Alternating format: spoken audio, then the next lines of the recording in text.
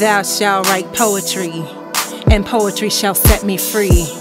By verbally expressing me through a mental symphony, self-medicating with vocal therapy, meditating to enhance my senses, a slave to my own rhythm, thoughts held in captivity, writing incessantly like a prisoner on death row, speaking words passionately like the attorney hired to prove my freedom.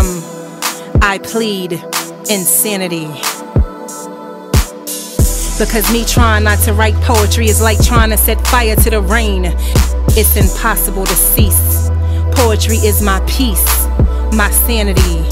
And yet the irony is it's that thing inside me that's implanted so deep that even as a poet I can't describe the feeling into words, nouns, adjectives, or verbs. It keeps me awake at night. My hands sometimes ache from which the long hours in which I write. It's a gift and a curse. It's the chorus and I'm the verse. Everything I see reflects the beauty of poetry. Every time I breathe, I inhale the fragrance of poetry. And there ain't a CD that can hold all this poetic, unapologetic individuality that gives birth through my pen. There is no beginning and no end. It's hydrogen and I'm oxygen. The depth of a poet's thoughts make the average person need an aspirin. An addict need heroin. There is no escape once we release the beast within.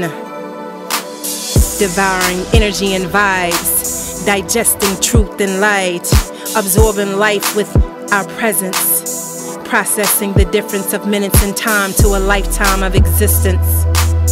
Processing the difference of minutes and time to a lifetime of existence. A poet defined as an elusive paradox of mad science's genius and insanity, with the ability to ignite erotic sensuality, preserving classic simplicity, explaining the world's reality, provoking political adversity, and soothing tortured souls of anxiety through tranquility.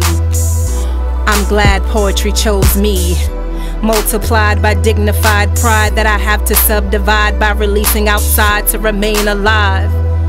And even though there are moments I must retreat to solitude to write, while I'm disguised incognito, I would never plateau, because I'm motivated by a humble ego. Internally I have a menage a trois with my soul, mind, and spirit. And the result is my poetry is born.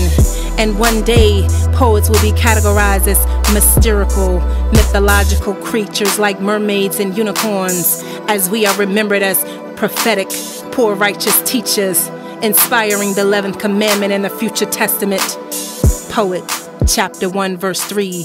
If words must be spoken, let it be in the form of poetry.